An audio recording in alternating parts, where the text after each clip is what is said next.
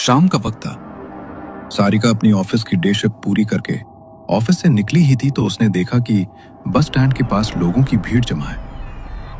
वो भीड़ में जाकर खड़ी हुई, लेकिन उसे ठीक से कुछ नजर नहीं आया। एक्सक्यूज मी, किसी का एक्सीडेंट हो गया है क्या? लोगों की इतनी भीड़ क्यों जमा है? हाँ मैडम, एक आदमी का एक्सीडेंट हो गया है। देखने से तो बिल्कुल नहीं लग रहा कि उसकी जान बच पाएगी। सारिका ने अपनी मास्टर्स करने से पहले नर्सिंग का कोर्स किया था, लेकिन अस्पताल की नौकरी उसे रास नहीं आई, इसलिए उसने अपनी फील्ड बदल ली। एक्सीडेंट की खबर मिलते ही वो तुरंत वहां पहुंच गई। रोड पर उस आदमी का खून चारों तरफ फैला हुआ था। सबसे पहले उसने एम्बुलेंस को कॉल किया, लेकिन ट्रैफिक इतना भारी था कि एम्बुलेंस को पहुंचने में बहुत देर हो रही थी। उस आदमी के सीने में बाइक का हैंडल घुस गया था। सारिका ने तुरंत पास रखा कपड़ा उठाकर घाव पर दबाव डालते हुए खून रोकने की कोशिश की, लेकिन उसके प्रयासों के बावजूद जब तक एम्बुलेंस पहुंची, वो आदमी दम तोड़ चुका था। एम्बुलेंस के देर से आने के कारण उसकी जान ना बच पाने का दुख सारिका के चेहरे पर साफ झलक रहा था। वो बेहद निराश होकर घर लौटी। मन में सिर्फ एक ही बात गूंज रही थी कि काश एम्बुलेंस समय पर आ जाती तो उस आदमी की जिंदगी शायद बच जाती। क्या हुआ बेटा, तेरा चेहरा इतना उतरा हुआ क्यों है? ऑफिस में किसी से कहासुनी हो गई क्या? नहीं माँ, किसी से कोई कहासुनी नहीं हुई। ऑफिस के पास ही एक आदमी का एक्सीडेंट हो गया था। बहुत कोशिश की उसे बचाने की, बहुत देर तक उसका खून रोक कर भी रखा, लेकिन एम्बुलेंस इतनी देर से आई कि वो बच ही नहीं पाया। होनी को कोई नहीं टाल सकता बेटा। शायद भगवान की यही मर्जी थी। उसकी आत्मा की शांति के लिए प्रार्थना कर, और तू ज्यादा परेशान मत हो। हर बात को दिल पर लगा लेती है, ये अच्छी बात नहीं होती। सारिका बहुत ही भावुक स्वभाव की लड़की थी। किसी का भी दुख देखकर वो उसे अपने दिल में उतार लेती थी, लेकिन इस बार हादसा उसके सामने हुआ था। उस आदमी का अंतिम सांस लेना, उसके हाथों में खून रुकवाने की बेबस कोशिश, ये सब उसके दिमाग में गहरा असर छोड़ गया। ऐसी घटना किसी के सामने हो जाए तो वो पल बार बार याद आता है, दिमाग पीछा नहीं छोड़ता। सारिका के साथ भी यही हुआ। वो दृश्य उसकी आंखों के सामने घूमता ही रहा, और इसी वजह से वो रात भर सो नहीं पाई। करीब 3 बजे जाकर कहीं उसकी आंख लगी। संडे का दिन था, इसलिए किसी ने उसे जगाया भी नहीं। जब वो सोकर उठी, उसका सिर भयंकर दर्द कर रहा था। शरीर इतना भारी लग रहा था कि जैसे वो उसका बोझ उठा ही नहीं पा रही। दोपहर के करीब 12 बज चुके थे। जब वो कमरे से बाहर नहीं आई तो उसकी मां चिंता करते हुए उसके कमरे में आ गई। सारिका अपने सिर पर कपड़ा बांधकर चुपचाप बैठी हुई थी, चेहरा उतरा हुआ और आंखों में सारी रात की थकान साफ झलक रही थी। अरे क्या हुआ तुझे? सर में दर्द हो रहा है क्या? दवाई ला कर दूं? हाँ माँ, बहुत तेज सर दर्द हो रहा है। शरीर भी बहुत भारी लग रहा है, पता नहीं क्या हो गया है। लगता है तुझे नजर लग गई है। कितनी बार कहा है बाल खोलकर बाहर मत जाया कर। ऊपर से तेरा वो परफ्यूम। कल वो हादसा हुआ था, पता नहीं उसी की वजह से तो ये सब नहीं हो रहा।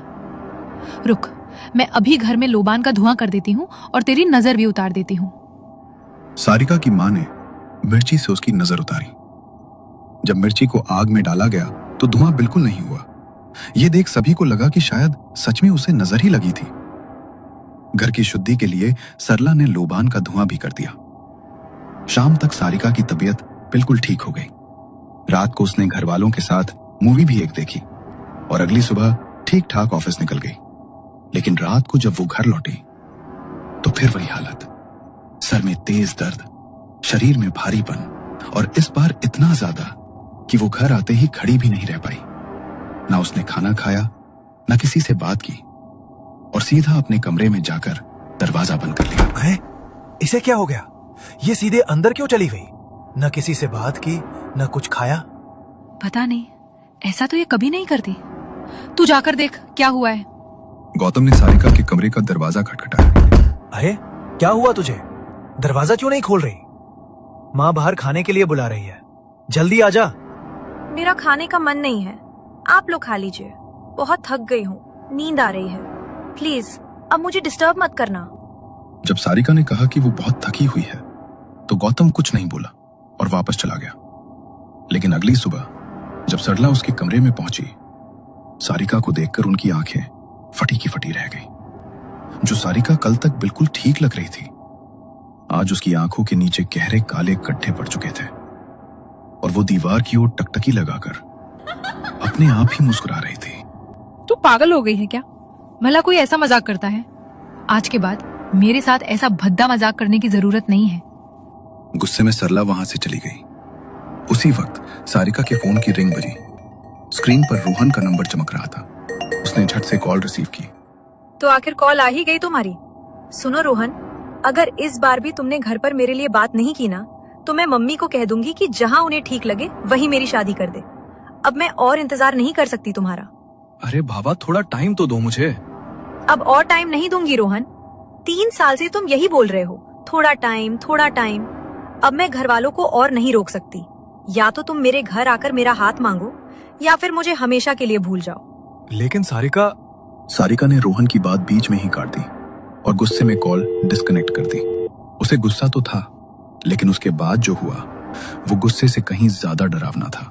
अचानक उसके सिर में तेज भारीपन उतर आया। कमरे की लाइट्स बिना किसी कारण चमकने लगी। माहौल में अजीब सी ठंडक फैलने लगी।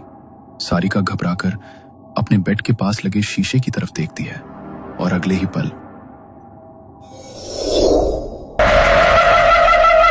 बल्कि एक लंबी भयानक काली आकृति दिखाई देती है।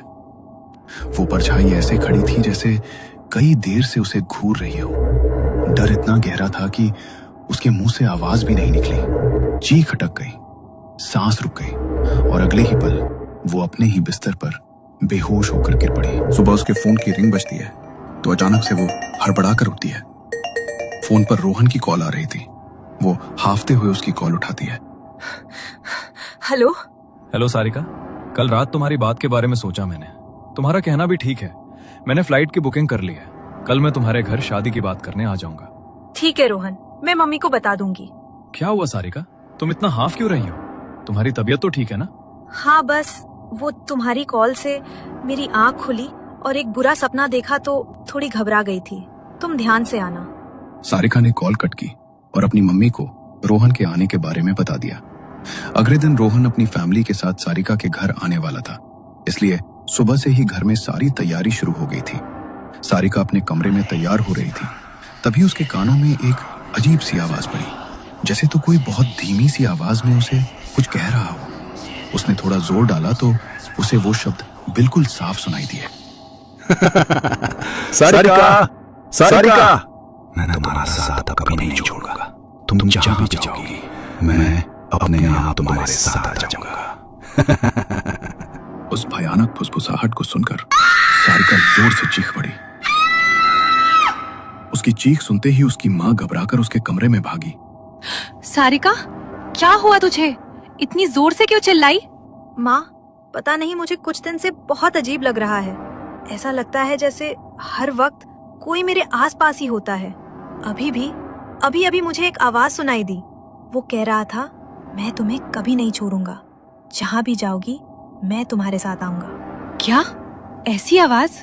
मैंने तेरे पापा को बोला था कि पंडित जी से झाड़ा पोछा करवा लेते हैं, लेकिन उन्होंने मेरी बात सुनी ही नहीं।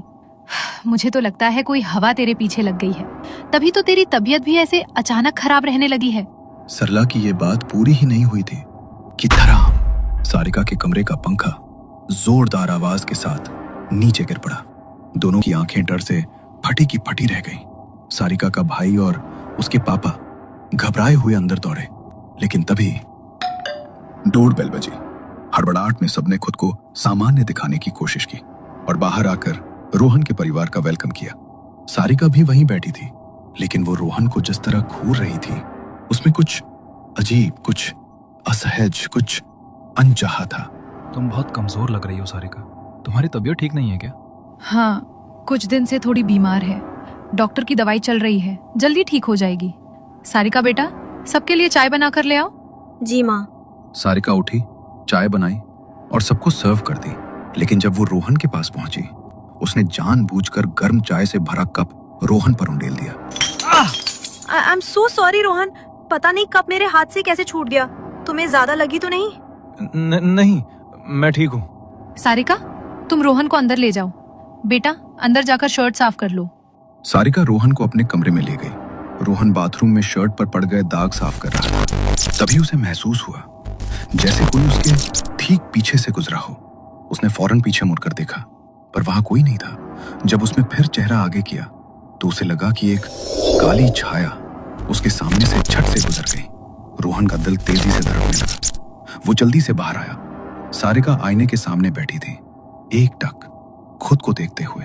हीरे की तरह ठंडे चेहरे के साथ अपनी उंगलियों से बाल संवार रही थी, जैसे किसी और दुनिया में हो। अरे, तुम खुद को इस तरह एकटक शीशे में क्यों देख रही हो? पता नहीं क्यों, लेकिन आज तुम्हारा बर्ताव बहुत अजीब लग रहा है मुझे। इतने सालों से तुम्हें जानता हूँ, पर आज जिस सारिका से मैं मिल रहा हूँ वो मेरी सारिका लग ही नहीं रही। ठीक कहा तुमने, मैं तुम्हारी सारिका नहीं हूँ। क्या मतलब? मेरा मतलब है मिस्टर रोहन, जब तक हमारी शादी नहीं होती तब तक मैं तुम्हारी नहीं हूँ। मुझे अपना बनाना है तो पहले शादी करनी पड़ेगी ना। ओ, तो ये बात है। फिर तो झट मंगनी पट शादी करूंगा मैं तुमसे। वैसे तुम आज बहुत सुंदर लग रही हो। रोहन प्यार से सारिका के बाल सहलाने लगा, लेकिन हर बार उसकी उंगलियां सारिका को छूती, सारिका के चेहरे पर एक बेचैनी, एक अजीब सा गुस्सा उभर रहा था। अचानक उसकी गर्दन अजीब तरीके से अकड़ने लगी, जैसे कोई अदृश्य ताकत उसे मोड़ रही हो। उसकी गर्दन टेढ़ी हो गई। अस्वाभाविक ढंग से रोहन की सांसें रुक गईं। ये क्या हो रहा है तुम्हें? सारिका, तुम ठीक हो ना? ये क्या कर रही हो? टेढ़ी गर्दन के साथ सारिका ने रोहन को देखा और एक भयानक अस्वाभाविक मुस्कान उसके चेहरे पर फैल गई। रोहन डरकर पीछे हटने लगा, लेकिन तभी सारिका ने झपट कर उसकी गर्दन पकड़ी। उसकी पकड़ इतनी कस थी कि रोहन की सांसें रुकने लगी। घबराकर उसने पूरी ताकत से सारिका को धक्का दिया और सारिका का सिर बेड के कोने से टकराया। धप! उसके माथे से खून निकलने लगा और वो वहीं फर्श पर गिरकर बेहोश हो गई। सारिका, ये क्या हो गया तुम्हें? रोहन की चीख सुनकर परिवार दौड़ता हुआ कमरे में आया। सारिका के माथे से तेज खून बह रहा था, तो सब उसे तुरंत अस्पताल लेकर गए। चोट थोड़ी गहरी थी, लेकिन अब खतरे की कोई बात नहीं है। मैंने बैंडेज कर दी है, कुछ देर में होश आ जाएगा। लेकिन एक बात समझ नहीं आई रोहन, सारिका को चोट लगी कैसे? कहीं तुम दोनों में बहस तो नहीं हुई? तुमने धक्का तो नहीं दिया? नहीं, मैं तो बाथरूम से बाहर आया तो सारिका पहले से ही गिरी हुई थी। मैं घबरा गया, कुछ समझ नहीं आया, फिर आप लोग आ गए। डर और शर्म से रोहन ने सच किसी को नहीं बताया कि वो डर कर सारिका को धक्का दे बैठा था। थोड़ी देर बाद सारिका को होश आया। सब उससे मिलने अंदर गए, लेकिन रोहन की हिम्मत नहीं हुई उसके पास जाने की। रोहन, तुम भी जाकर देखाओ, तुमसे मिलकर उसे अच्छा लगेगा। हाँ माँ। रोहन धीमे कदमों से कमरे में गया। सारिका आंखें बंद किए पड़ी थी। उसे देख उसका दिल भारी हो गया। वो उसके पास बैठा, धीरे से उसके माथे को छुआ, उसका हाथ पकड़ लिया। अचानक सारिका ने उसकी कलाई कसकर पकड़ ली। रोहन का दिल दहल गया। सारिका ने आंखें खोली। उसकी पुतलियां पूरी तरह सफेद थी। चेहरे पर एक मृत दानवी मुस्कान उभर आई। वो रोहन को घूरते हुए मुस्कुराया। क्या हुआ, डर गए? ये तो बस शुरुआत है, बदला तो अभी बाकी है।